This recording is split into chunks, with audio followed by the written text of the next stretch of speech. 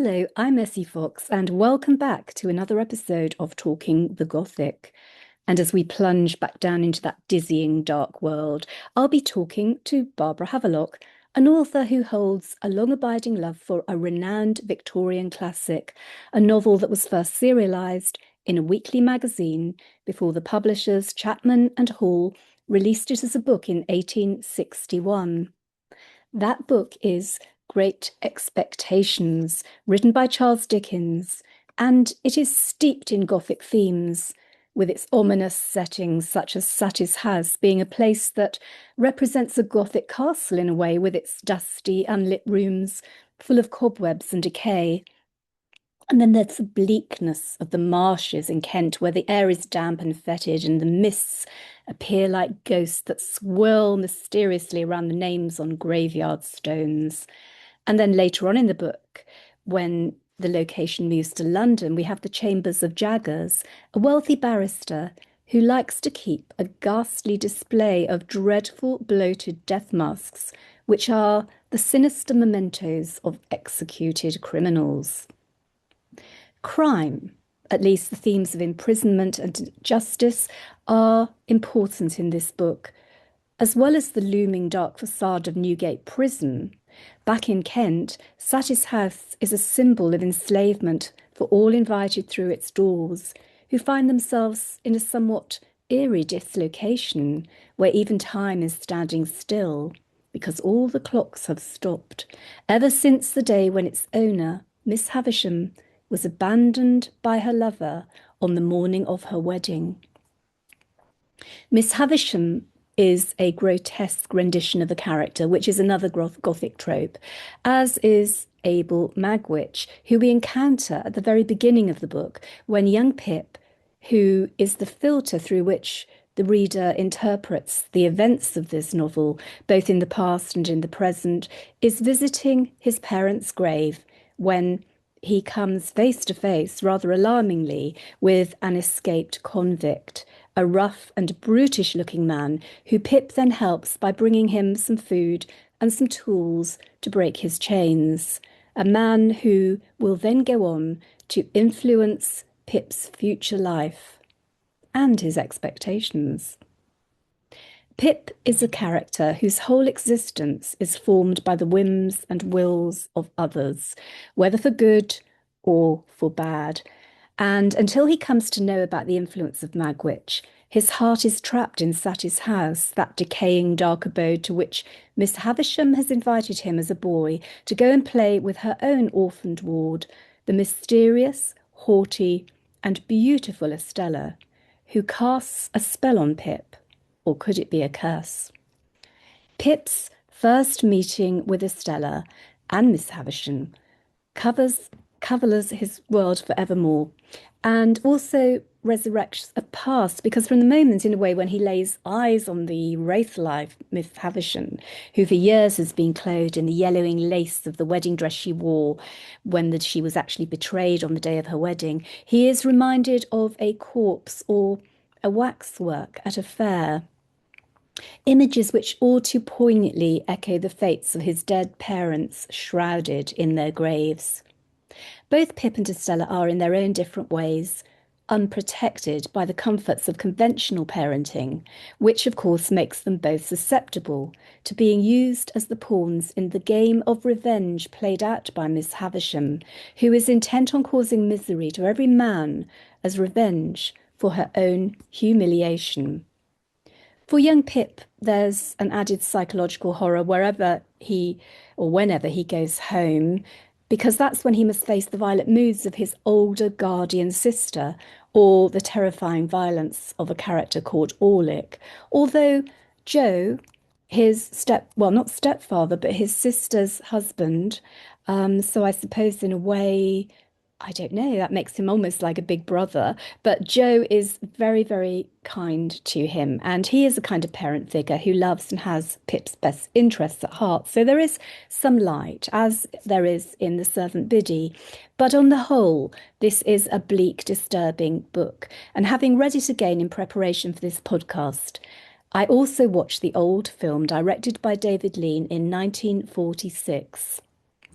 in which John Mills plays the part of the adult Pip and Valerie Hobson is Estella, with Martita Hunt creating my very favourite screen depiction of Miss Havisham. At the age of 47, Martita was perhaps a little old for the part Dickens created, but actually not so very much. Dickens' own notes clearly say that he envisaged Havisham as being somewhere in the region of 40 years of age and certainly no younger than mid-30s. However, in this novel, from the point of view of Pip, the woman's influence and her insistence on no light but that of candles being allowed in Satie's house leaves her with this pale and wasted flesh and with her spoiled white yellowing wedding dress. It gives the impression of great age.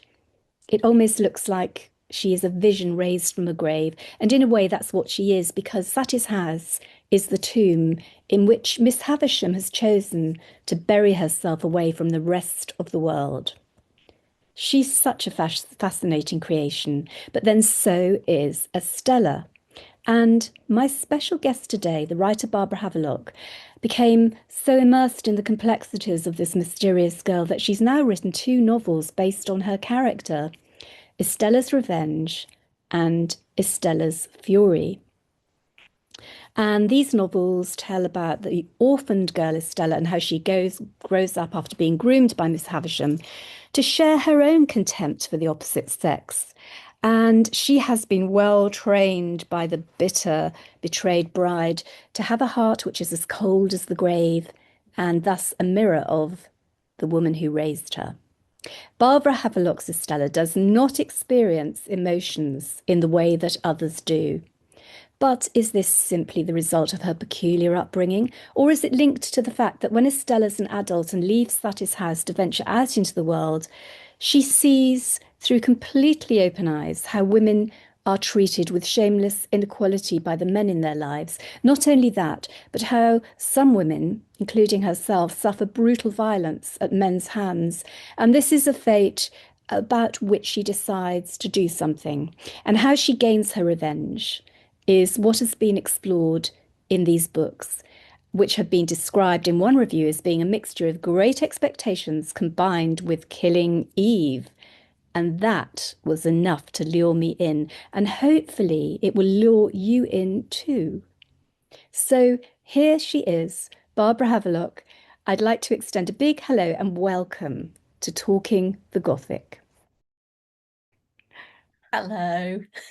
I'm so glad you're here today. We met at Whitby, which was a very Gothic festival, didn't we? So this is perfect podcast for you to be speaking on to talk about your very Gothic books. I'm I very excited. Well, it's great to have you here. But before we do start talking about your love of Great Expectations and how that has sort of been elaborated and you've created Estella, can I ask about the name of Barbara Havelock, which you've used for these books? Because I know that you do write under other names, other Yeah. genres as well. And I'm only asking because when I was rewatching the old black and white film, I realised that David Lean had a co-writer and associate producer called Anthony Havelock Allen. So is that just a coincidence, or is there some link there?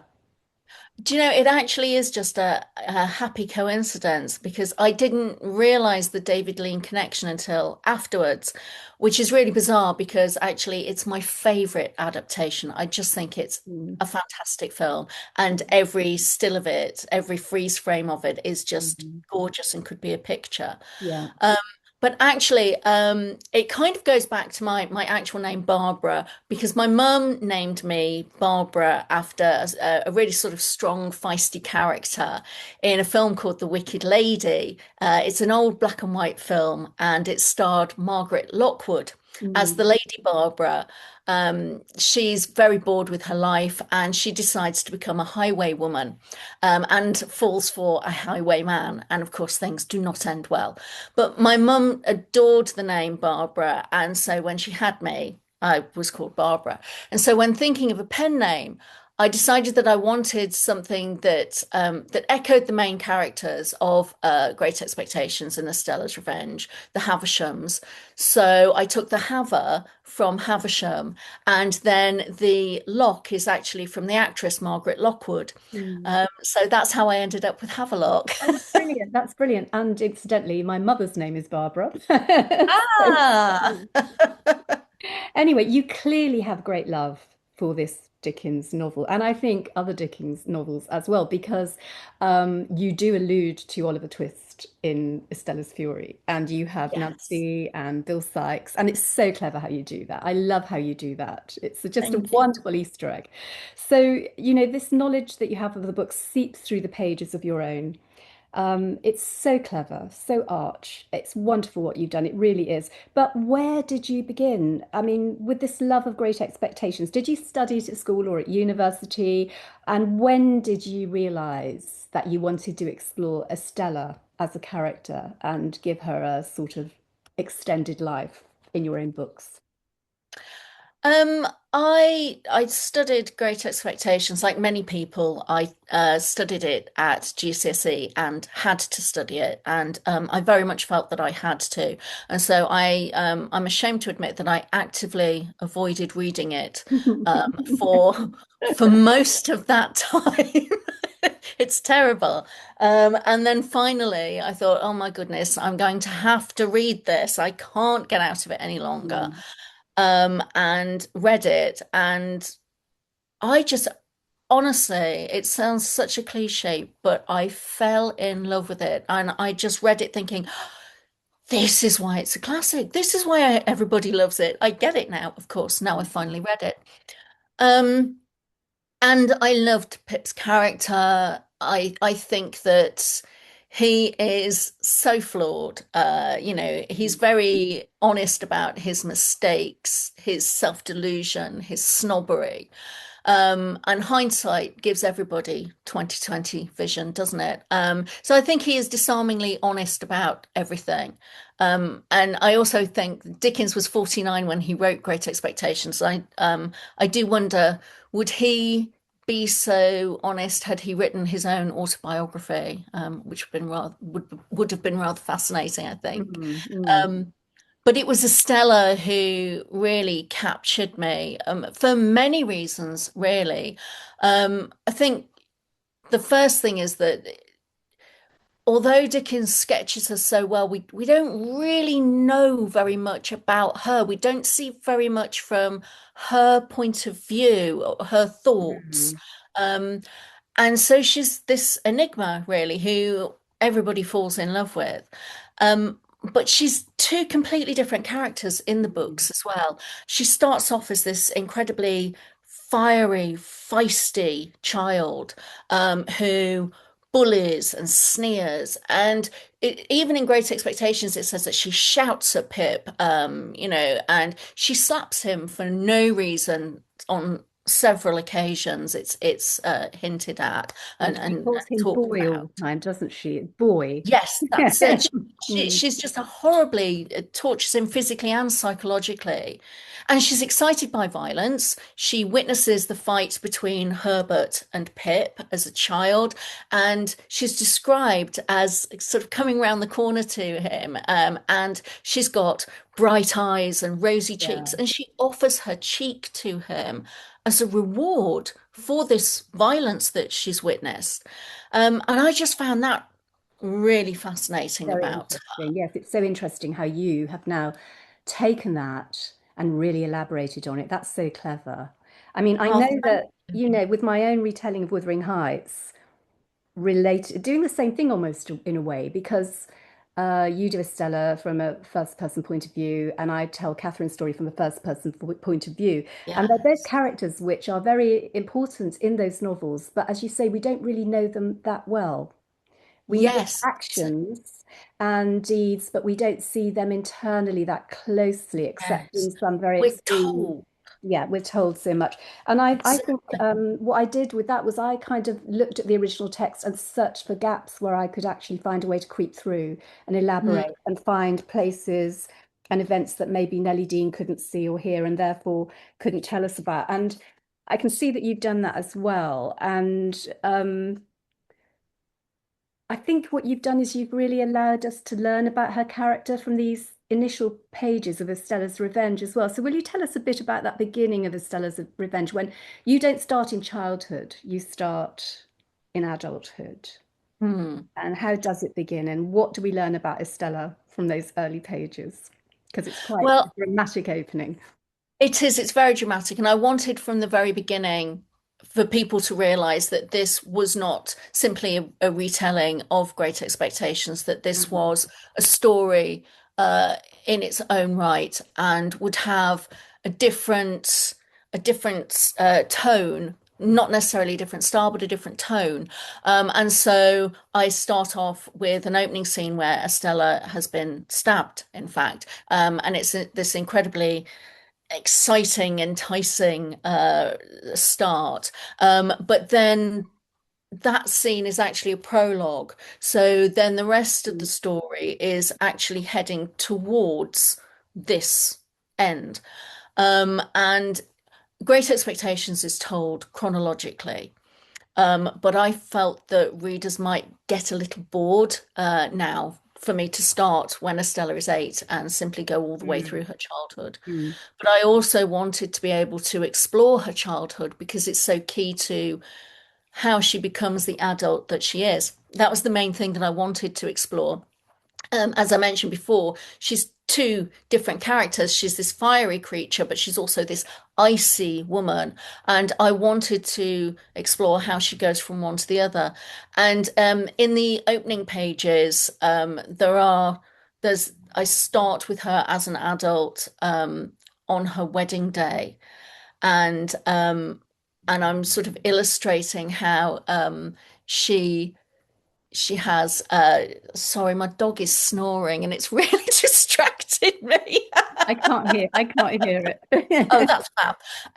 Yes, so on her wedding day, I wanted to illustrate that Estella is this. She's clever, but she's also calculating. She is cold, but she's also fiery and feisty. And to try and cram all of that into one thing was quite difficult, but I wanted to be able to show that. So I start on her wedding day when she's making the worst mistake of her life by Mm, marrying Bentley Drummle, which makes no sense. As she's walking down the aisle, she's saying he has nothing going for him. He's not intelligent. He isn't charming. He isn't handsome. He isn't particularly successful in business. He has nothing at all going for him, which means he's perfect for me because I can forge him. I can create him into something that is mm, right for me. mm. Um, and it shows her intense naivety, Yeah. I think, because she just doesn't realize that just because she can see all of that doesn't mean that there isn't worse hiding behind that terrible facade. But Yeah. instead, she's congratulating herself on how, she's being so much cleverer than all of the women who marry for love and then are Mm, disillusioned. And even things like with her wedding dress as well, I wanted to show how she doesn't want to be like her mother. She doesn't want to make a mistake, and she thinks she's mm, being clever by doing this with a cool head rather than for love. And I illustrate that by her talking about her wedding dress being so utterly different from her mother's. mm, It has the latest wide sleeves and the big wide skirt, and everything is totally different from the very slim, slender Regency silhouette that her yeah. mother has, which of course is the iconic wedding dress of Miss Havisham. Mm, mm. Oh, that's wonderful. And I mean, I love this naivety in her because she's so many things. As you say, she's very clever and she's very cunning and she puts herself into dangerous situations. And for good, she's a wonderful vigilante. I mean, I mentioned Killing Eve in the introduction earlier and how the book has been compared to Great Expectations meets Killing Eve. And I really do think she is this fantastic character, but so human because she is flawed. She does have blind spots, doesn't she, which Yes, she keeps bumping into, and then she has to extricate herself. But yes. she is, I think it's just great the way you've actually developed from the actual original text, taken traits of her character and really gone with them to make something completely new. but going back to her childhood, which obviously is very much embedded in Great Expectations, Yes. and her own reflections of Satis House and the marshes of Kent. And would you like to tell our listeners how you in your book reflect, and even if you're even mirroring what Dickens did, how do we reflect that Gothic world in which she spends most of her childhood? The Yes. things that we actually see through Pip's eyes, don't we? But you view through Estella's eyes. Well, that's it. It was being able to repeat really what Dickens had done because he created such an iconic Gothic Mm, house mm, with the cobwebs, with the darkness. Time is frozen in place. And so there are all of these things there, and obviously with Miss Havisham in her bone-colored dress, mm, and wearing one shoe, and the wedding veil, half on, half hanging off. So I wanted to repeat all of that while at the same time bringing a new light to those things. So Estella has to live there. There is no escape for her. Pip pops in and pops out once a week. For yeah. Estella, she has to inhabit this, and it's her norm, her point of reference for the rest of the world. And so, what would it be like as a child? And so, I had great fun Mm, thinking, okay, she has no friends, not even Pip, really. So she has no friends at all. So her friends, her playmates would be the mice and the spiders and the beetles that live in the wedding feast, mm, and the wedding cake that's all rotting. And I thought that was I really enjoyed creating that image and thinking of her playing in the dust. mm. And also, Satis House would be somewhere that was falling apart through, falling into disrepair, through neglect. And so children love hidey holes, Mm. um, and little dens and things. And so I have her kind of crawling into the spaces between the walls, and those are her safe spaces. When life does get too much for her. And it also affords her an opportunity to sort of sometimes crawl along to different rooms and be able to spy Yeah. on the terrible pockets. The pockets are just dreadful people. And I do have fun taking them further because in Great Expectations they're avaricious and they're plotting, Mm. but I do take them slightly further and make them slightly murderous. Yeah. So So they're yes, after Miss Havisham's wealth, aren't they? And they feel that they yes, should be get it rather than Estella. So yes, that's that's it. another wonderful thing, another strand you've taken, which you've done brilliantly. Oh, Um, thank you. And even with the marsh is her open space, but it's a terrifying place. You've got the cannons going off because of the hulks, mm, but at the same time, it is her chance of tasting a little bit of freedom outside the claustrophobia of the brewery. And that again is reflected in her wedding dress, where she describes it as being the color of the sky on a cold spring day over mm. the marsh. So, okay, she's in this world as a child. What about her mother, her adopted mother, Miss Havisham, the queen of Sutty's house, who haunts the darkness like some Yeah. hellish underworld? So, to anybody who hasn't read this book of Great Expectations, can you describe Miss Havisham and the Christian name you've given her? Is that in the book? Did you come up with Pandora? No, she doesn't Just have Miss a Havisham, isn't first she? name. Okay, so Yeah. you can tell us what that name is, because I think that's quite an interesting name to choose. Yes, I called her Pandora. I actually experimented with the name Prudence because I was trying to think of something that Dickens would have chosen. Hmm. And so I thought Prudence kind of, you purse your lips a little bit when you Yeah. say it. Um, I felt that was a little too on the nose in the end. And so I wanted something that, for me, Miss Havisham, she has her heart famously shattered. She falls in love as this naive young woman. It's her first love, and he betrays her in the cruelest way, breaks her heart utterly, and she never recovers from that. She closes down the family business, she closes the house down, she shuts herself off from the world and from all hope of her ever recovering. And so she just sorry, now my dog is actually nipping at my feet. Yeah. So there's Miss Havisham, this iconic woman who has lost all of her hope. And I feel that Bentley, actually, not Bentley, rather, Compasson, when he made her fall in love, she opened up all of her emotions in a Mm. Pandora's box kind of Yes, way, and yes. all of her emotions flew out. Um, and so I felt that it really suited her, the first name of Pandora. Mm.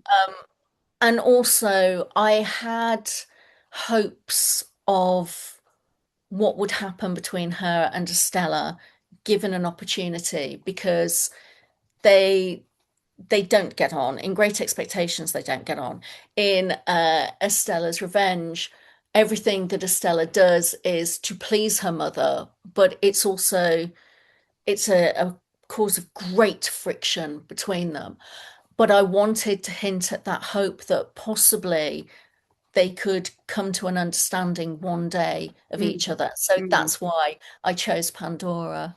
And I think it's lovely the way you have that understanding coming in many ways through after the death of Miss Havisham, when Estella is reading the memories she's written down and Yes. psychologically beginning to understand what's been going on, particularly, and I won't give this away, but in with reference to the fact that she meets her own mother Mm, and yes. the fact that, when she's learnt about her true parentage and how that contradicts everything she's been brought up to believe about herself, but also something that also sort of strengthens and horrifies her in a way. But when she realizes that she comes from a sort of criminal background genetically, that might have some understanding of why she acts like she does. And that Yeah. when she does come to meet her true birth mother, she sees little mannerisms in the way that her mother moves her hands or whatever that she recognizes in herself. And it's both it's really interesting how you've done that because it's so true. And I think it's a wonderful way of her realizing what she is and who she is, because of course she hasn't really known all through all her childhood. Mm, yes. Yes, that's it. And it's again that Stella's Revenge really concentrates on her relationship with her adoptive mother, Miss Havisham, and then Stella's Fury has that thread of her desire to meet her birth mother, and then meeting her birth mother and discovering about her birth father's actual past as well, and all of these things. And she suddenly realizes a lot about herself. Mm. And it is that fascinating mixture of nature and nurture. And I do think that looking at Estella's character through a modern lens of psychology, she would be a very, very screwed up person, it's fair to say. The impact of all of that, the genetics and the upbringing, is very unique and unfortunate. And that's what I really wanted to explore. And one of the key things that actually attracted me to her was this child being raised in the darkness, with this strange mother who is indoctrinating her to never love and never trust, Mm. and then the parentage as well. It's just such a fascinating mix and a real gift from Dickens. So, on to the next question, Barbara. And it's something that seems horrific to me when we look at this through the lens of modern sensibilities, that such a damaged woman as Miss Havisham could raise and groom an innocent child to view the opposite sex through her own warped perspective, using Estella as a pawn through which to wreak her own revenge. And I suppose this is another classic Gothic trope a long-held grudge, almost a curse, someone controlled as the protagonist who has no means of escape from the dangers of those with evil intent. And with regard to all of this, I'd like to ask you what you think about Miss Havisham and her motives. Is she obsessed and insane or evil? And here I'm also thinking of the misapprehension that Pip lives under for some years when he Mm, grows up to be told he's got this wealthy benefactor, and he's encouraged by Miss Havisham to believe that she is the source of this generosity, that it resides within the walls of Satie's house. So, can we excuse her deception? Is she worthy of redemption? You did mention redemption a little bit earlier on, but do you think she ever feels regret or shame for what she's done to both Pip and Estella? Um, I think tackling what you said about the terrible way that she manipulates Pip into thinking that she is his benefactor. She's so clever the way that she does that because she never specifically lies, but No. she very, very much deliberately misleads him. Mm. And I think the worst thing about that is that she doesn't even think about Pip. He doesn't even come into consideration when she's doing that. That's predominantly about torturing the Pockets, her cousins, and playing with them a little bit, Mm. because they're obsessed with her inheritance and receiving that from her when she dies. Mm. And so he's not even important enough to consider when she does that. No. He's just a tool And of once again. course, he's a different class as well, isn't he? Because class is really important Yes, in this novel, and the absolutely. value of people and how they can be bought or sold or whatever. Which would I won't go into detailing that, but that becomes an issue, particularly in Estella's Absolutely. Fury, which is it's fantastic adventure, but it deals with some really really important Victorian issues. So Mm. okay, so I But just sort of regarding what can she be forgiven and does she sort of feel any regret? I mean, she does in Great Expectations. She does express regret, but only once she realizes that Pip genuinely has a heart mm, and does love Estella and is shattered by that. But I think with Estella herself, it, I don't think she does. Her only regret with Estella in Great Expectations is that Estella doesn't love her and she can't understand why don't you love me? They have an mm. argument in Great Expectations and she says, why don't you love me? And Estella essentially replies, well, you taught me to not love anybody. Don't be surprised at the creature that you've created. And again, that's such a key scene, and that's something it's a theme that plays into both Estella's Revenge and Estella's Fury. Yeah, definitely. So it's almost as if she's created a monster, although your Estella isn't a Absolutely. monster, but she does, recognize certain aspects of that within herself. And Mm. going on to another monster, can we compare Estella's husband, Bentley Drummle, with the character of Pip? How Pip, in a way, is Estella's kindred soul. Mm. How she probably grows to understand this as she gets older, but then um, it's so painful for us to see how the younger Pip was just a part of Miss Havisham's plan to groom her ward to hate all men. So, Mm. have you touched on the relationship between Estella and Pip in your novels? Very much so. I think Estella in Estella's Revenge and Estella's Fury is quite confused by love. She doesn't really understand it, and therefore, because she's never really received love, even her mother's love was so warped Mm, that it wasn't real. Um, and so Estella doesn't understand love at all, and she has real issues relating to it. She knows that she relates to Pip in a different way than she does other people. She knows she's kinder to him. She doesn't want to be cruel to him once she's grown up. Um, but she doesn't really fully understand, and I also think it scares her.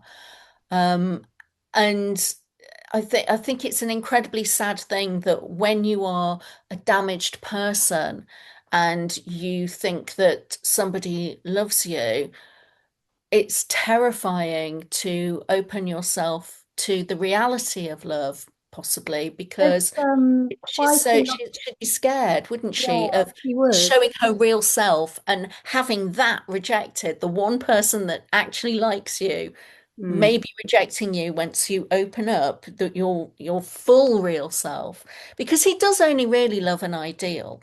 Well, there's a So lot about self-knowledge, isn't there, in the original, and then you carry that on. And yes, I think Dickens' idea that, how do we deceive ourselves and how far can we really know ourselves and know the world around us? Because there's so many lies and deceits, but also perhaps a deliberately blinkered attitude that Pip has.